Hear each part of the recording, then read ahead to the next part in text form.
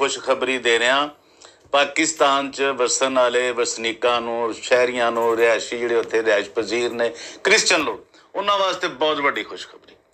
यार थोड़े जिहे पास्टर साहबान जिहड़े ने इन्हां नूं प्रॉब्लम हो सकदी अज थोड़ी जी, लेकिन यह गल सुननगे तो इन्हों समझ जरूर आएगी। मेरा ईमान है कि यह गल जरूर सुननगे और समझणगे, और ये बहुत वड्डी खुशखबरी है।